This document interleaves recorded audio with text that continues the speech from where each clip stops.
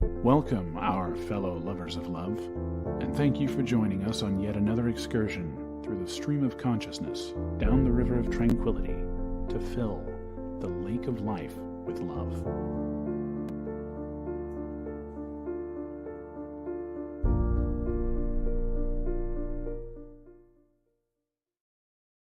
Good evening, our fellow lovers out there, and welcome to this Christmas Eve edition of Late Night Love. And we're hoping everybody's out there is having the best Christmas they can have. You know, some people have a difficult Christmas. Christmas time is difficult, or, recent events have made this time of year difficult. But we all hope you're having the best Christmas you can have. It's all you can really ask for, isn't it? Yes. Christmas isn't about the gifts. It's not even really about you. It's about that time of year where we remember that we care about other people. To remind people that we care about them. Doesn't matter what the gift is, because you sure in the heck don't want people going into debt to buy you trinkets, right? No one wants that. So, just remember the true spirit of Christmas is about love and kindness and acceptance and, thinking about those who you care about and maybe expressing that a little and maybe trying to be better about it in the years going forward. I know I have a lot of work to do on that, myself. There's a lot of ways I could be better at these things. So, as we all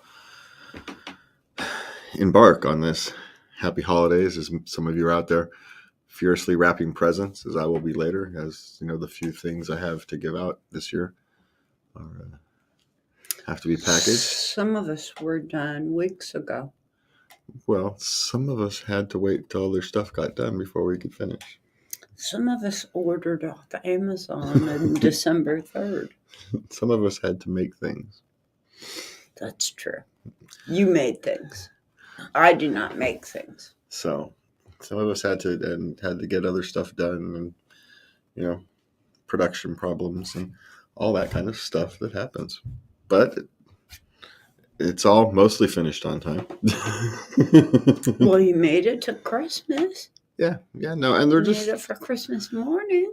And it's a meaningful gift. It's not an expensive gift, but everybody will find great meaning in it. And so that is the package, which brings us up to your gift. And I didn't give you an envelope yet because our printer isn't working. So that's the problem I had, is I couldn't get our printer to work for you. So I am just going to have to tell you something. Which is one of your favorite comedians? I have quite a few, actually. Joe Coy is my favorite. And does this Joe Coy happen to be coming in March, or Sacramento in March or April or something? Yes. And I believe that I bought somebody 2 tickets. No freaking way! Yes, I get to see Joe Coy. Yes, you do. Oh my God! Thank you, honey. Mwah. This is amazing. Yes, I bought you 2 tickets to see Joe Coy. So are you going with me? Well, I was hoping you'd want to take one of your daughters, but I'll take you if I have to. I'll take Amy. But I'll take my middle daughter. But we'll see. I'll take you if I have to. I don't like the arena, but if you need a knight in shining armor to take you, of course. No, that's all right, babe. But I was thinking of a trip for you and your daughters. Was actually, or maybe your sister wanted to come down and see. Make a trip of it. You got 2 tickets. We can decide exactly how to use the other one, but we know you've got one. And there's another one for you to use as you so choose. Joe Coy is fabulous. Anybody who wants to check out Joe Coy, he's on Netflix. Just punch in Joe Coy.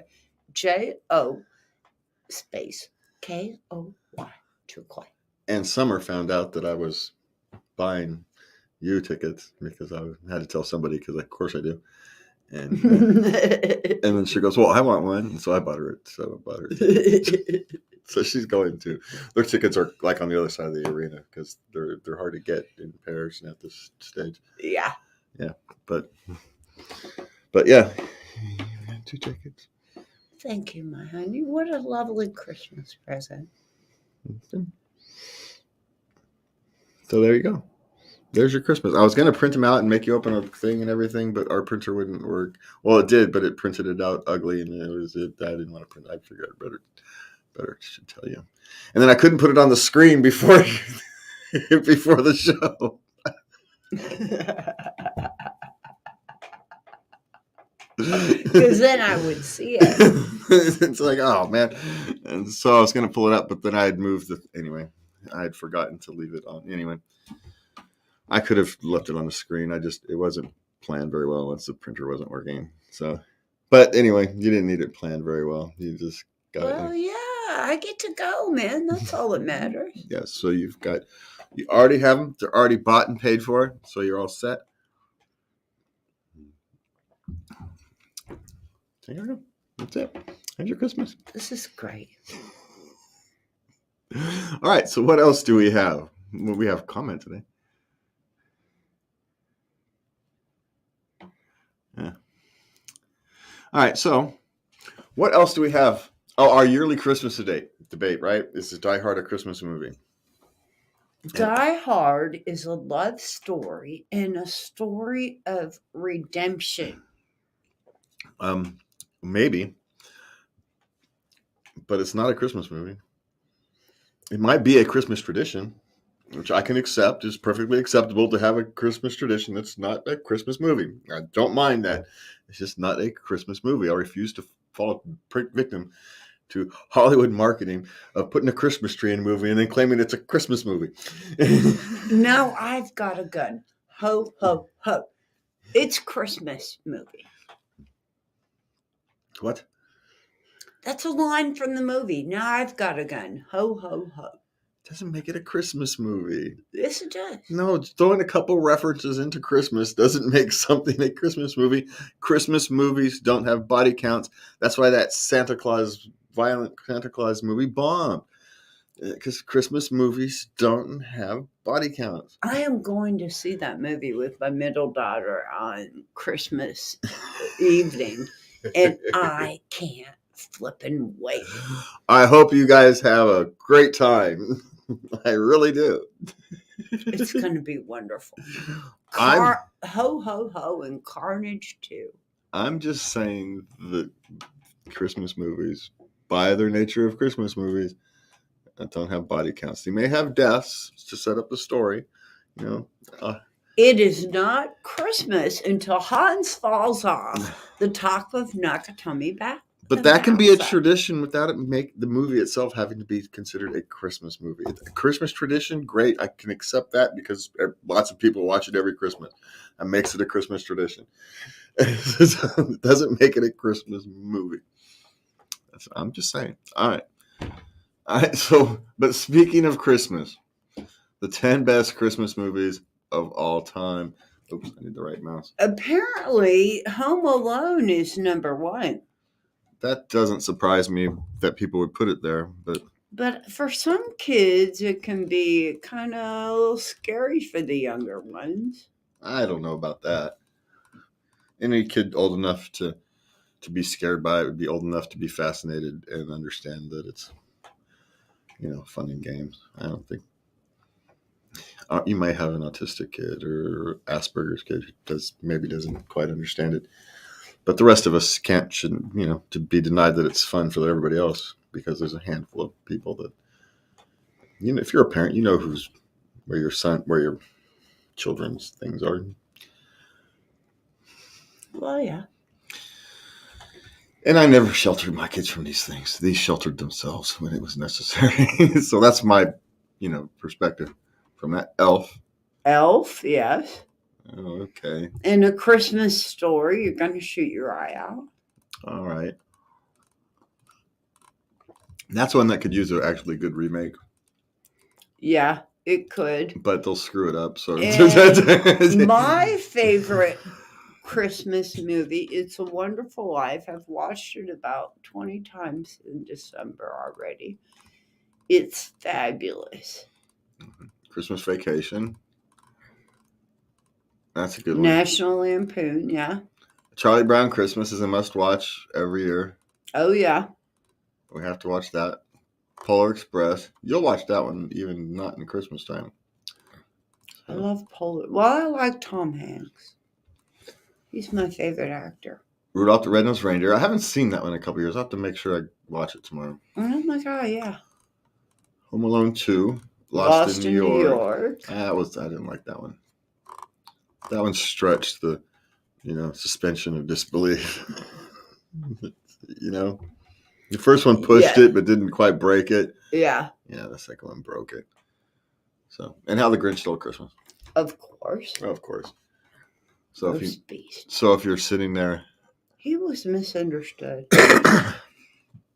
So if you're sitting there, tomorrow and you just want to engage with Christmas, but you happen to be alone, or a pair of you just want to sit there and have Christmas movies or something going on in the background, there's your playlist right there.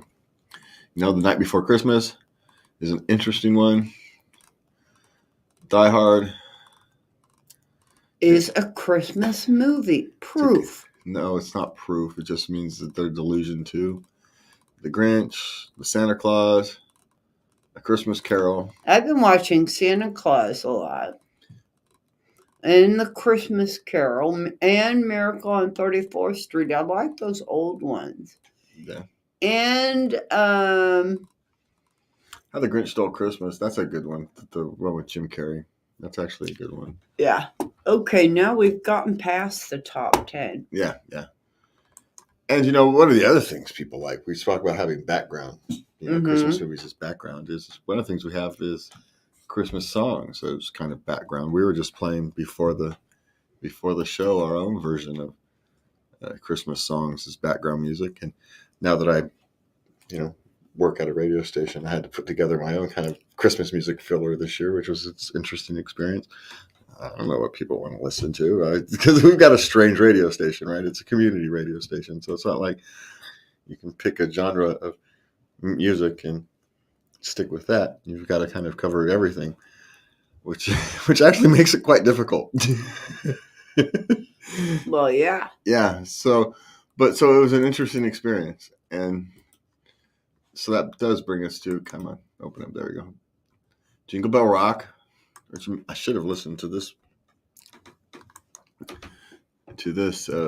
list, and I actually went for some more recent covers, by some cover bands on YouTube. Yeah, and so I played Jingle Bell Rock, because lots of people sing them, and so it's like, which version do you want to use? And of course, the obligatory "All I Want for Christmas Is You." Yep. Gotta listen to it at least once. Waiting for Christmas. I don't know that one. Not off the top of my head. I probably know it, but I don't. Yeah, I don't know it off the top of my head. Silent Night. Silent Night has seemed to die off in recent decades. Can I sing my Danish Christmas song? Do you want to do it at the end of the songs? Right. We'll do it at the end of the songs. So there's the Silent Night. And then I'm Dreaming of a White Christmas. Whether it's the original Bing Crosby version or some of the more modern versions, you can't really go wrong. Unless you have me sing it, then you can go way wrong. Last Christmas, was that the Wham one? Last Christmas? Yeah, I love that one. That was a good one. Do They Know It's Christmas? I gave you my heart, but the very next day, you gave it away. Didn't they know it's Christmas? Oh, God, that's heartbreaking. Yeah. Jingle Bells, which of course is a nice little happy one. Fairy Tale of New York, which I'm not familiar with, at least by name. I've probably heard it. Rudolph the Red-Nosed Reindeer. Yes, it's a fun little song. Kids sing it every year. Yeah. Oh Holy Nights, if you have a young person who has a voice, that's a nice song to listen to. There's something about a young person who has a great voice singing Oh Holy Night. Yeah. There's just more present. All right, so I like that one. Carol of the Bells. Santa Claus is Coming to Town. That one can be done many ways, which is the nice thing about that song. You can listen to listen to it like 4 times in a row from different artists, and you have like 4 different songs. That's a cool song. Chestnuts roasting on an open fire. That's a nice one. Yeah. Rocking around the Christmas tree. Yeah, and if you're out there, holiday. there's a group I've been listening to recently that has some good IMY too, and they have some good Christmas covers. Have Yourself a Merry Little Christmas, all the standard at this point. All right. So, but speaking of Christmas songs, Lubby here has her Danish Christmas song. So, here, hold on. You got to put that. There you go. All right. This is A Holy Night in Danish. Dejlige jul, glæde jul, engle daler ned til skue, så man ser, hvad forne det er skønt. Så man ser, hvad forne det er skønt. Blunder de blanders de go. Blunder de blanders de go. This is very lovely, my Lubby. I learned that when I was 9 years old. Ah. And I had to sing it in church. Sing it in church? Yes. All right.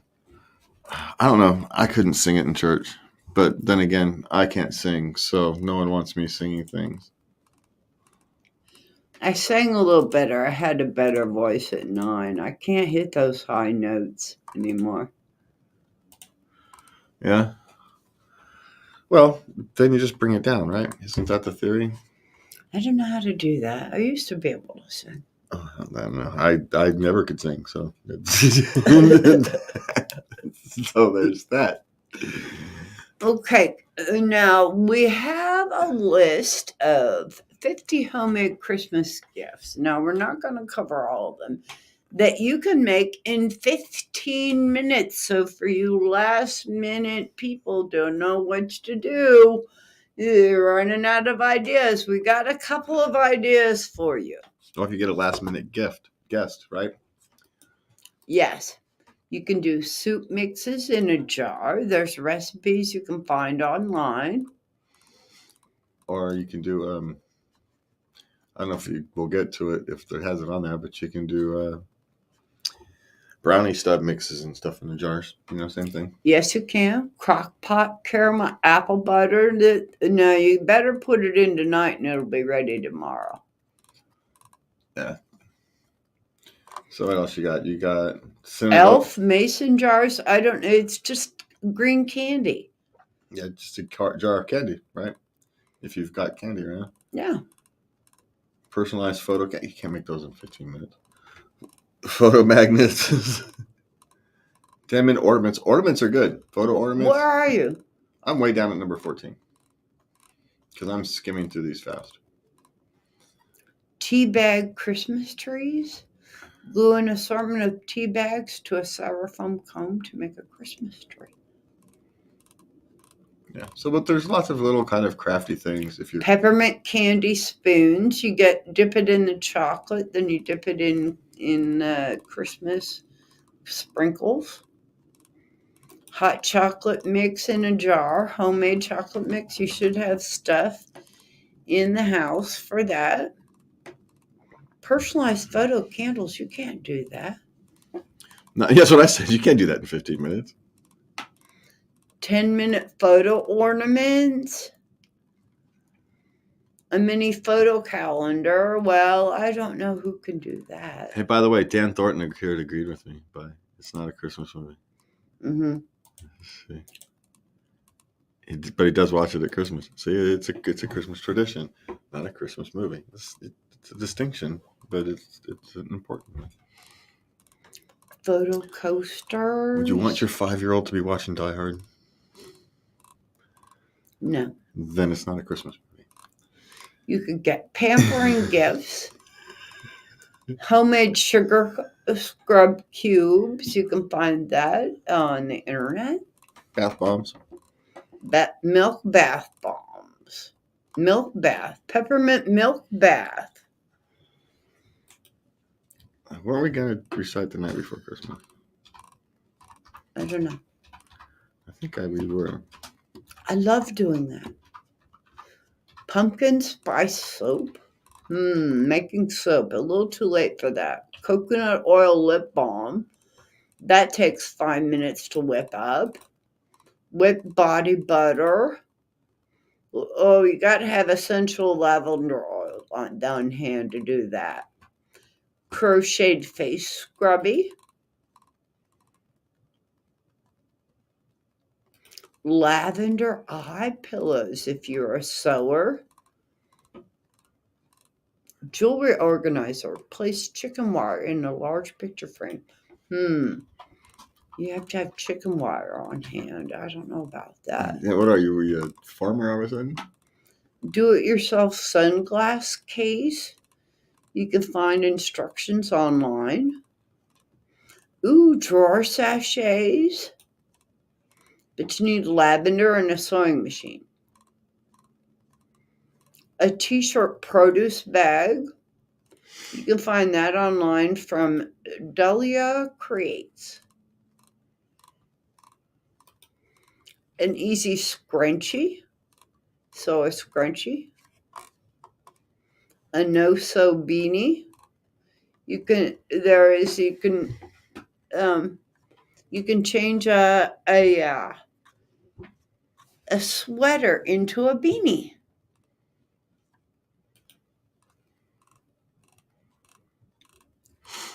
A sweater into a beanie? Yeah. Fleece ear warmers. You're going to have to be much more crafty than I am to turn a sweater into a beanie. Cozy hand warmers. I think you put beans in them and then put it in the microwave. Felt ball trivet. I don't know what that is. Embroidery hoop organizer. A fleece hat and scarf. You can do that in 15 minutes, no sewing needed. Stovetop potpourri just makes a mess. I love stovetop potpourri. As long as you clean it up, I don't care. Stamped wooden utensils. That doesn't sound 15 minutes. Of course, a lot of stuff doesn't sound 15 minutes unless you have this stuff handy and Wooden tablet holder. Who wouldn't love that? For the kitchen, looks like a cutting board. Yeah. Teacup candles. See, some of that stuff is okay, but you have to have the teacups handy and the wax. And so, yeah, they take 15 minutes if you already had all the materials. But if you thought that far ahead, you wouldn't need the 15-minute last-minute gift idea. That's all I'm saying. All right. So, we've got... What the hell is it? You want to do the night before Christmas now, or do we want to do it at the end of the show? Let's do it at the end. Let's go ahead and start our questions. All right. There's a couple more things at latenightLove.us. You can some popular Christmas fruitcake if you want to learn about that. The history of the fruitcake. And there's some charities that help children at Christmas time.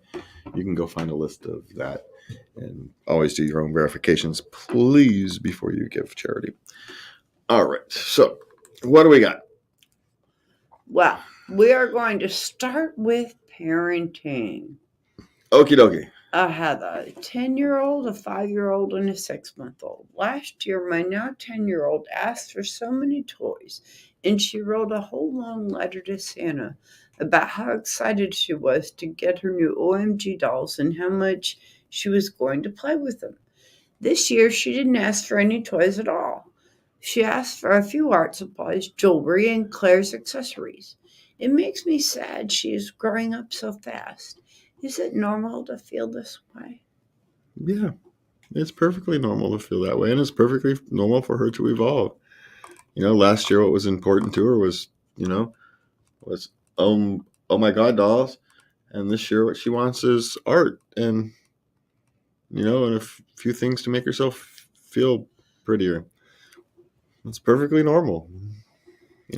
Next year she may want tennis shoes. Who knows?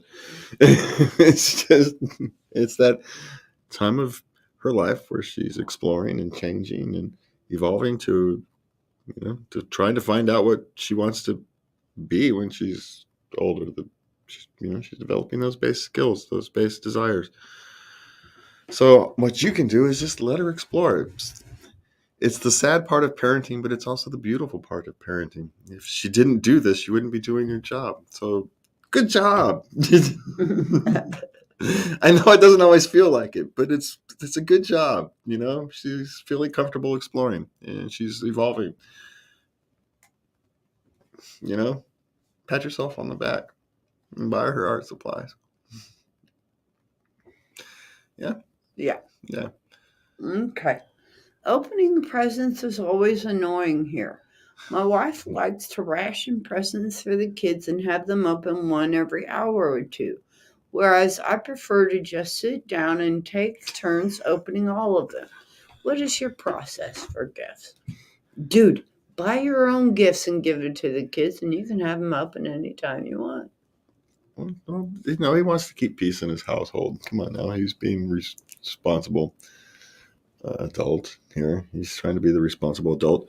But there is no set proper way to do it. Some people open their presents on Christmas Eve. Some people open them in the evenings. Some people open them first thing in the mornings.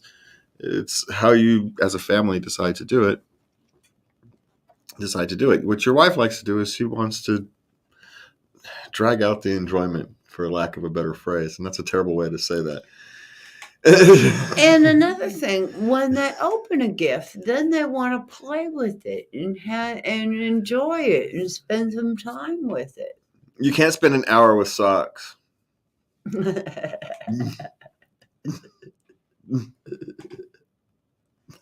say it. But I get what she's doing. She wants to be able to kind of enjoy the experience throughout the day because she's only going to have it for so long.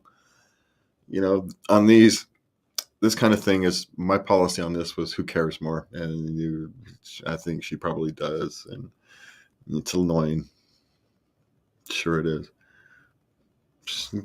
But if there is an idea, if you want to have some fun with it, buy your own gifts that your wife doesn't know about and sneak them to them every now and again. Have your little fun. And maybe as these kids get older, they'll put their own pressure on their mother to lighten up. Yeah.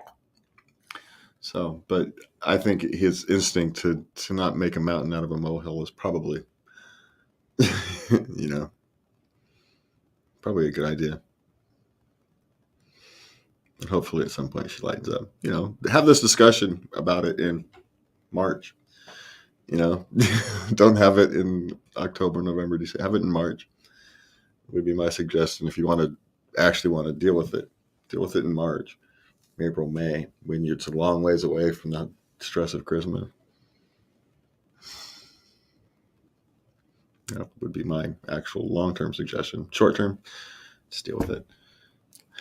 Accept it as one of those things, I'm probably sure lots of things about you annoy her a little bit, and she swallows it. So, swallowing this one may just be the way to go. At present, anyway. All right, what's next? Okay, well, I mess up as a mother because my mother messed up. Well, honey, I'm sorry to tell you. Well, I got good news and I got bad news. The good news is you won't make the same mistakes your mother did because you're going to be watching for them. But the bad news is you're going to make your own brand new mistakes. And by the way, you may end up making the same mistakes your mother did because that's just sometimes life's like that. And because it's not really a mistake, it's the best solution for the time. Sometimes what we can view as a mistake is the only solution they had. So cut your mother a little slack, but no, you probably won't make the same severe mistakes she made. You will make your own new ones because that's what humans are. We make mistakes. It just is. And it's okay. And by the way, sometimes things you think are mistakes aren't, and sometimes things you think were right end up being mistakes, and it's a crapshoot. You just do the best you can and love your children the best you can, and everything will more or less be okay. That's the nature of parenting. Okay? It's not it's a beautiful thing, but it's not pretty.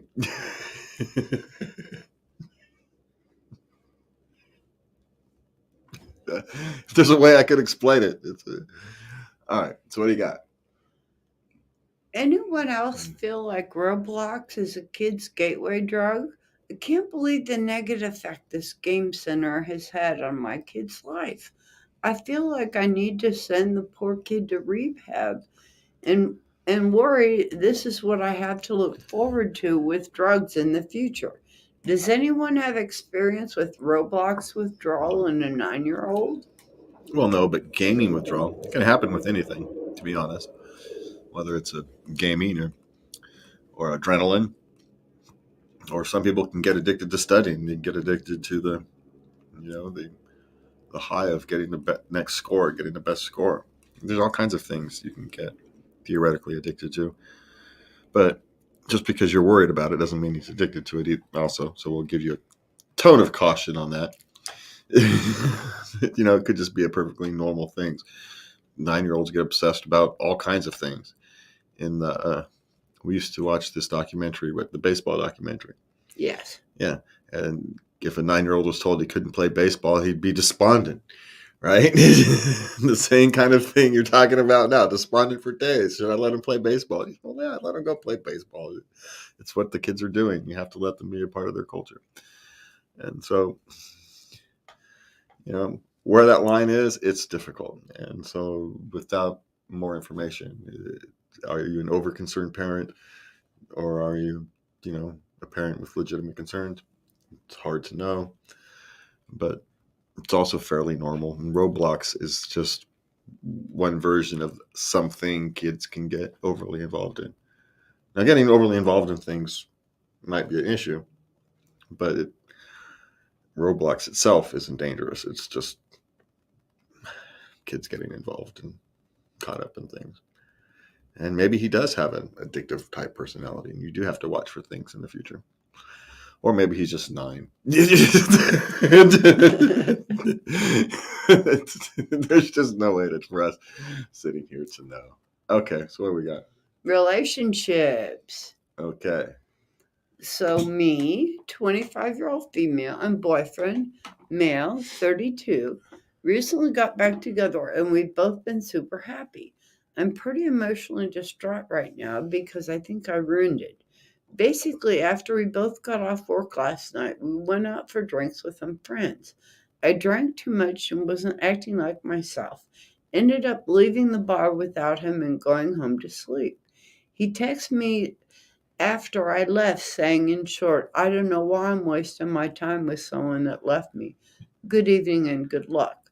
How do I make up for my drunken behavior? Well, one, stop getting drunk to the point where you can't properly explain yourself when you feel the need to leave. Is probably the thing. And two, he probably doesn't properly know how to deal with issues either. So maybe it's a good idea that, this thing is run its course. You split up the first time for a reason. And when people do grow, maybe you all haven't. Be my suggestion. Spend some time. Is going out and getting drunk to the point where you stop acting like yourself. Is that the kind of life you want to live? That's the real problem in the whole thing. And that's your night of fun, really? Going out and having a drink or two and taking an Uber home, great. But, to the point where you're not acting yourself, that means you went too far. And why do you do that? So my suggestion is that's the root of the problem. But it also didn't sound much like a healthy relationship. So work on yourself would be my suggestion. Yeah. Okay, what's next? Today, my husband, 30-year-old male, and I, 30-year-old female, we're having a conversation with my family, and we were talking about how my husband was popular growing up and has always gotten a lot of attention from women, etc.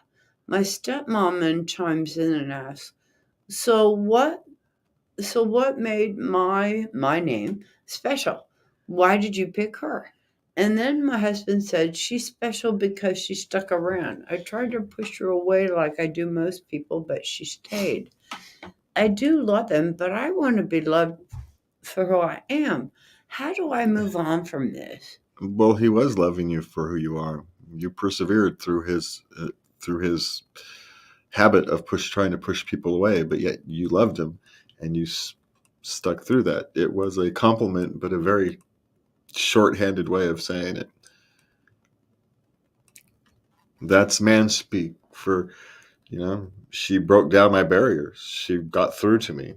She broke down. My habit is to push people away, but yet she refused to allow that to happen. She actually loved me, and I love her for that. She loves you, for the strength you have, for loving him. He's just inartful at saying it. Sorry, hon, but that's what the whole message really is. And if you want to talk to him about it, that's fine. But make sure you understand what the message actually is. And he's probably just trying to get her to shut up and tried the quickest flippant response. He wasn't thinking that deeply about it. And so you got a very true answer. It's at the core truth, but it's much deeper than that, right? It's, yes. He just didn't want to explain it all at that point, and he might not be able to put it all into words until he spent some time thinking about it. Because, he loves you because who you are. Otherwise, it wouldn't have mattered if you stuck around. He wouldn't have stuck around. So, he does love you for who you are. And maybe he needs to get more artful in how he expresses it. And, no matter how old he is, he can work on that. But you also need to be better at hearing what he actually means. Just like, us men, we miss, 80% of your hints. You guys aren't as good at hearing us as you think you are. You can't get there. It's probably easier once y'all understand we're not as complicated. You guys think we're more complicated. Women think men are far more complicated than we actually are. He's like, no, we're not. We're just not. But I do feel bad. You're only 30, so you guys, it's all right. I didn't start working on that stuff until 35. So if he starts working on it now, he's ahead of me. So how's that? Give you a little hope. Okay, so what's next? Recently, I went to my girlfriend's Instagram and found that she basically removed any and all trace of me from her profile. Not only did she remove any posts with me in it, she also removed me from any highlights that had my face in them on her profile. The thing that makes this weird is that we haven't had any major fights or anything recently, so I'm super confused. I asked my girlfriend about it, and she said there was no reason, that I was overreacting. Am I overreacting? Maybe. Depends what her goals on Instagram are. If her Instagram is just showcasing herself, and from a marketing perspective, it may be best for her just to, kind of erase that part of her. It's kind of like an actor. You don't want to know much about their personal life. Or, you don't have to have fights for your relationship to enter a downward phase, shall we say. Apathy can kill a relationship as much as disagreements. So, it doesn't mean that there's nothing wrong, but maybe what's the fact that there's wrong, it's more apathetic than it is. And I don't know. It's hard to say.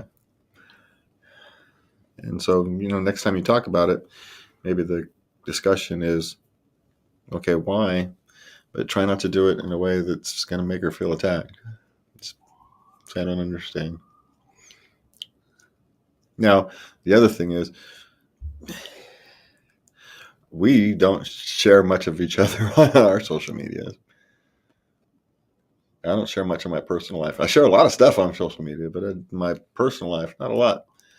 Maybe if I go to the hospital, I'll share that, I'm in the hospital with my broken arm, but I don't share much of my personal life on social media. It's probably a good idea not to, because of this kind of thing. Because something that to one person is a simple, just changing what I'm projecting. Maybe she's looking for a job or something, and so she was just cleaning it up. Who knows? So, or maybe your relationship has entered a dangerous phase and you have stuff to work on, which would actually probably be a more accurate read on that. You don't have to have fights. It's just becoming apathetic, and that's just as dangerous. Okay. Girlfriend, 25-year-old female, one's baby ring house. When I, 27-year-old male, feel like we need to solve our problems first. How do I get her to slow down? Well, both things can kind of be true. You're never going to solve all your problems. That's just not going to happen. So if you're waiting to solve all your problems first, you'll be waiting a long time. But maybe it is, you do need to slow down a little bit. So maybe there is some balance there. Maybe you have to make a decision on which problems you want to solve. Is your relationship kind of rocky? Do you have the fiery ups and firing downs, and you want to have a more stable relationship before you start a family? That's a good one. Maybe you're financially shaky and you don't want to start a family now and spend a bunch of money on a ring and a house and a baby because you're kind of barely making it as it is. That's a legitimate discussion. Definitely. But if it's just you want to solve all your problems, well, sorry, it's just relationship problems in your 20s are a natural course of being 20s. You want to have a healthy way of resolving them, but so I would actually think maybe figure out exactly what problems you want solved first, make it down to an actual realistic manageable list, and then have that discussion, because solve your problems is a way to push it off to no end, and she would have every right to be upset over that, because problems is ill-defined. Define the problems. Say these are the things we need to deal with. And maybe you don't have to complete them, because maybe there's no completing. Maybe you just need to be on the path where they're getting dealt with better. Like you deal with issues in your relationship in a more healthy way. Who knows, whatever it is. Yes. Okay. So that's it. But so maybe slowing down is good. Or maybe you're just scared and you're looking for excuses.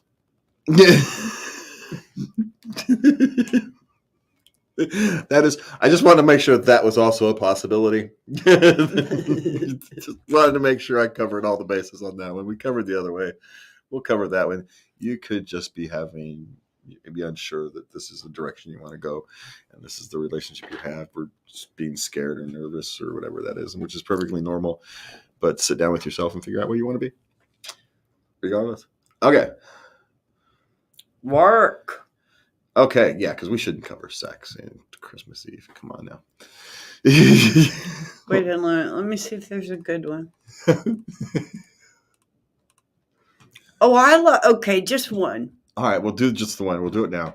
Okay. Drinking more water made my sex life infinitely better. How do I share this secret with the world? You just did. Congratulations. Woohoo!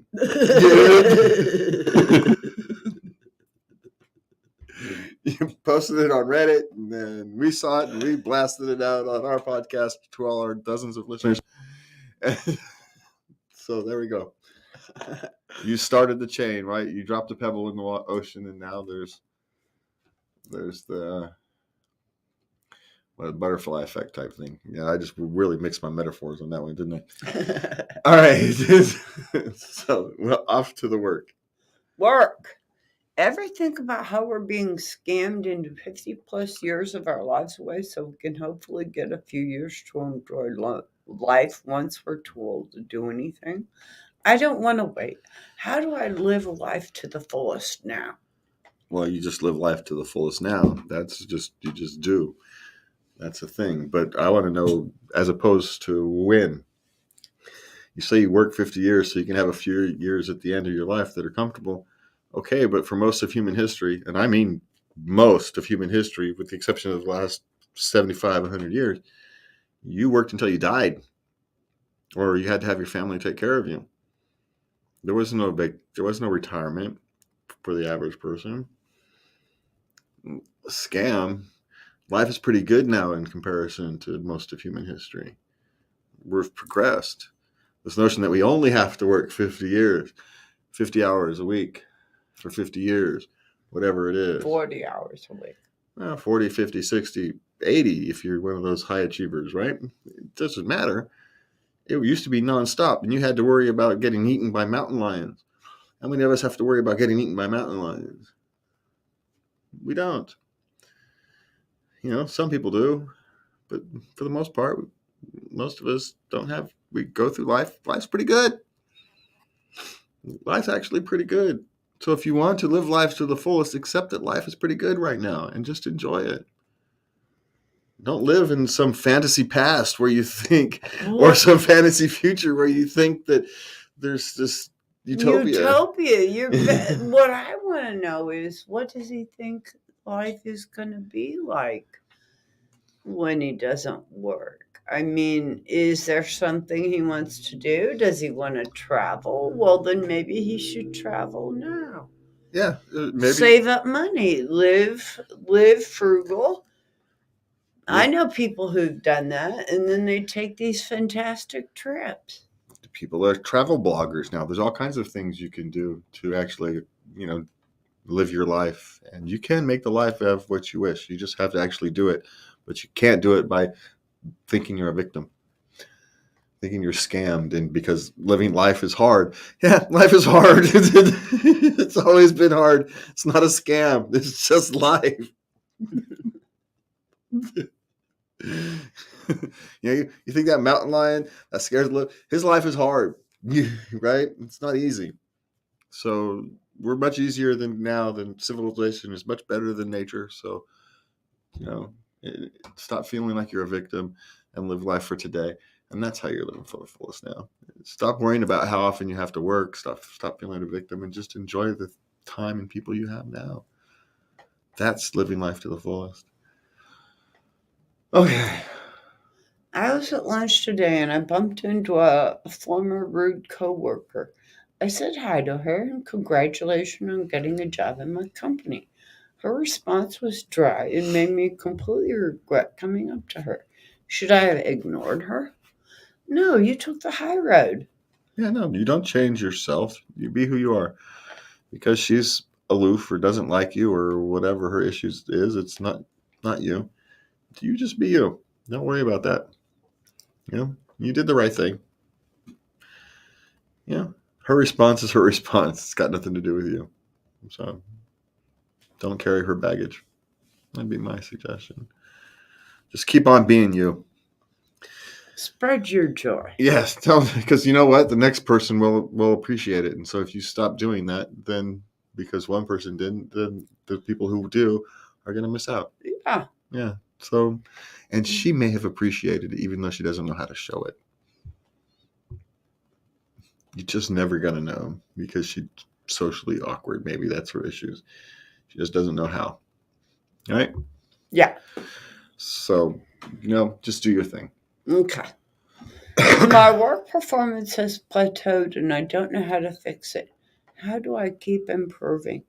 Well, there comes a point where that happens. Right? You become competent at your job and improvement becomes harder. Because at first, right, it's easy. When you're first learning, you can make huge leaps and bounds and you can see noticeable improvement.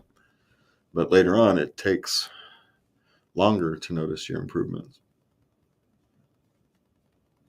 And it's just, what it is. It's kind of the learning curve, right? That starts really steep, but it slows down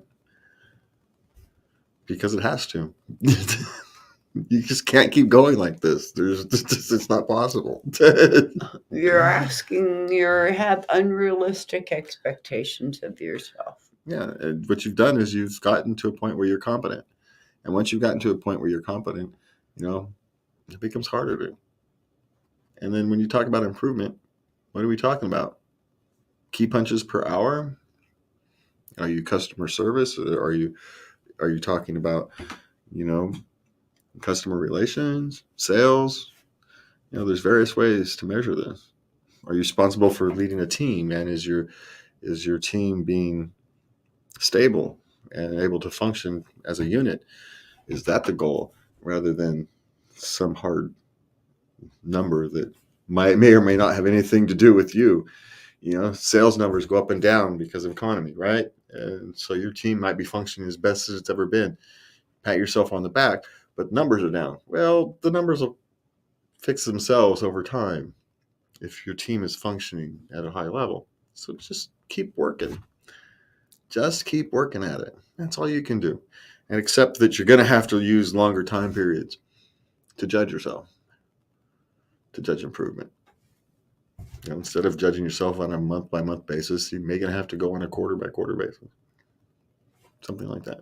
Extend it out so when you look back, you can actually see more growth rather than in a month. I'm just like I was in that last month. Well, no, you're not. It's just not different enough for you to visually see. So that would be my suggestion. All right. And, who knows? Maybe you've only been there 8 months. Give yourself some time. The world doesn't change. Rome wasn't built in a day, time. Just give yourself some time. All right. Okay. I don't work despite volunteering. How can I regularly work without getting too overwhelmed or too exhausted? Well, one is find a job that works on your schedule. Maybe if you're an Amazon contractor or something. I'm assuming you have some physical issue that was preventing you from working like a full-time standard job, but you want to keep active, which is why you're volunteering when you can. And the nice thing about volunteering is you can kind of work when you're feeling able to. So maybe start looking at nonprofits and those places that have a more flexible type work environment would probably be my suggestion. But look for some help. There's probably services out there that can help hook you up with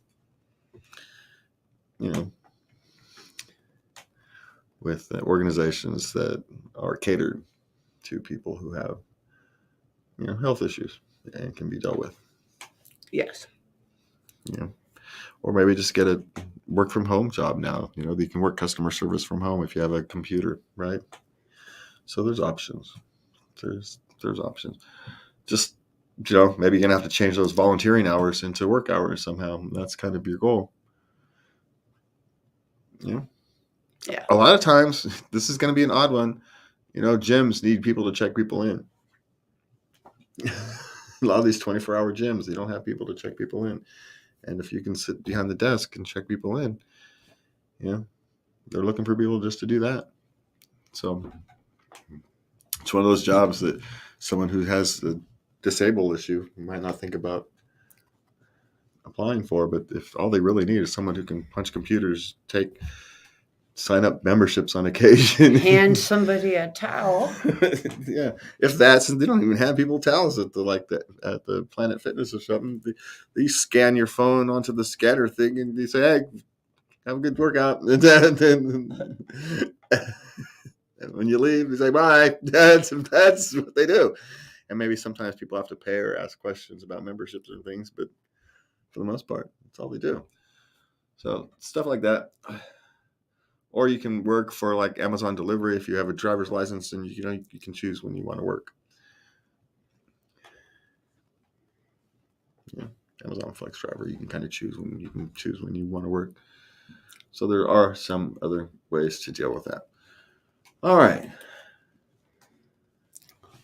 So It is the night before Christmas, at least here on the East Coast. It's already Christmas. Approaching central of the United States, in your home state of Ohio, Yes. it's approaching Christmas. You can track Santa at NORAD.com. Because it was the night before Christmas when all through the house, not a creature was stirring, not even a mouse. The stockings were hung by the chimney with care, in hopes that St. Nicholas soon would be there. The children were nested all snug in their beds, while visions of sugar plum danced in their heads. And Mama in her kerchief and I in my cap had just settled our brains for a long winter's nap.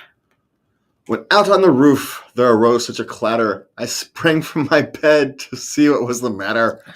Away to the window I flew like a flash, tore open the shutter, and threw up the sash.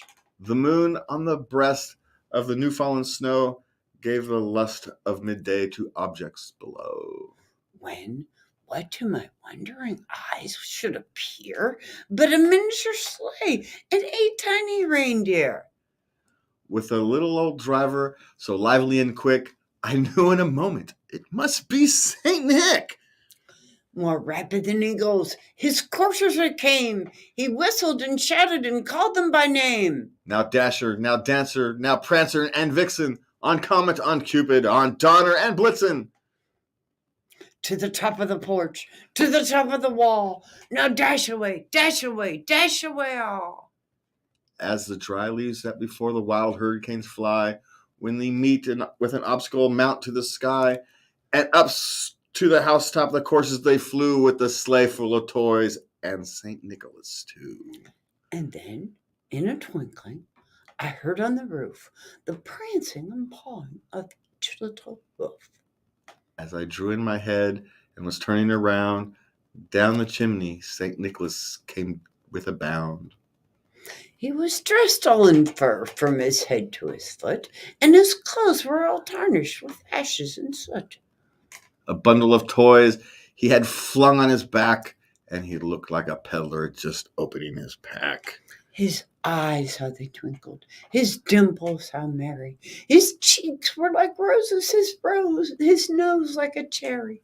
And his droll little mouth was drawn up like a bowl, and his beard on his chin was white as the snow. The stump of a pipe he held tight in his teeth, and the smoke it encircled his head like a wreath. He had a broad face and a little round belly that shook when he laughed like a bowl full of jelly. He was chubby and plump, a right jolly old elf, and laughed when I saw him in spite of myself. A wink of his eye and a twist of his head soon gave me to know I had nothing to dread.